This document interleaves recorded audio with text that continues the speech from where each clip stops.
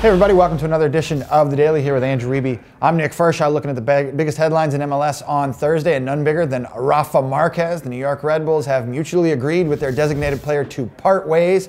After about 2.5 seasons in the league, a mixed legacy here for Rafa Marquez. We expected this. He's been linked to Club Leon down in Mexico for the past week or so not a surprise that he's leaving, but the legacy now of Rafa Marquez and the New York Red Bulls. I think what people remember him for, all the incidents on the field, all the red cards, the throwing the ball at Landon Donovan in the playoffs.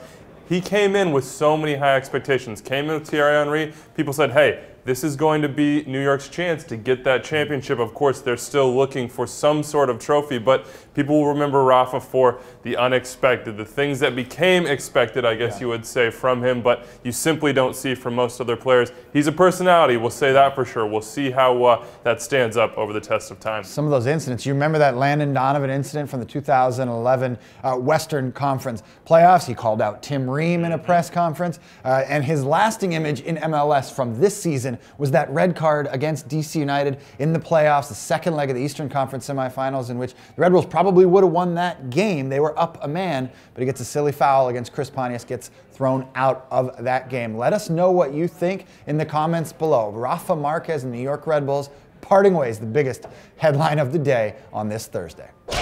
Next up, one prominent Mexican out, another one in. Jose Luis Sanchez Sola is the brand new head coach of Chivas USA. You might know him better as El Chelis. Our own Simon Borg wrote a commentary on the site on Wednesday, said this guy is Mike Ditka, this guy is Rex Ryan, this guy is all the best coaching personalities you know in sports, now in MLS. So it's going to be fun to watch. Oh yeah, it's already been fun. He hasn't even been a coach, and some of the comments he was putting out there really got things going. I think the news cycle there for Chivas USA going to be a little bit more entertaining, maybe steal some of that spotlight back from the Galaxy, but the book is still out. Will he actually be able to have success? We haven't seen a lot of foreign coaches come into MLS and really move forward. And you look back to 2005, Chivas USA has tried this once before. Of course, that was their first season in the league. But will that Mexican-specific, bringing players up from Guadalajara, having a coach that doesn't understand the ins and outs of all the different roster mechanisms in the league, will that work? That's still out. Will it be fun?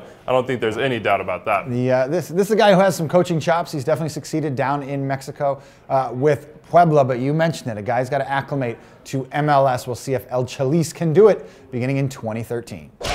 Well, the two teams that have perhaps been the busiest teams in the offseason in MLS so far were at it again on Wednesday. The Portland Timbers, they traded for Ryan Johnson and Milos Kosic. And Sporting Kansas City, Andrew, another move. This one gets Ike Opara from the San Jose Earthquakes. Which one's going to have a bigger impression on the 2013 season? Well, Nick, I think it's pretty clear that Johnson is the bigger of these two deals. Ike Opara just there to provide depth behind Beasler and Colin as they play in the CONCACAF Champions League and U.S. Open Cup. But Johnson joins a very loaded stable now of young athletic forwards in Portland for Caleb Porter to utilize. You've got him obviously, as well as Chris Boyd, not on the young side of course, but then also Bright DK, Danny Mwanga, and a guy that nobody's talking about, Jose Adolfo Valencia, El Trencito, shelved last year with that knee injury. A lot of choices to be made for Portland. We'll see if they keep dealing. Well, we'll talk about that and a whole lot more on the latest edition of the Extra Time Radio podcast. It comes out on Thursday. We've got Peter Vermees from Sporting Kansas City. He can break down that Ike Opara trade for us, as well as Benny Feilhaber move from Wednesday. You can find that on iTunes, Buzzsprout, and Stitcher Radio. That does it for us. See you on The Daily tomorrow.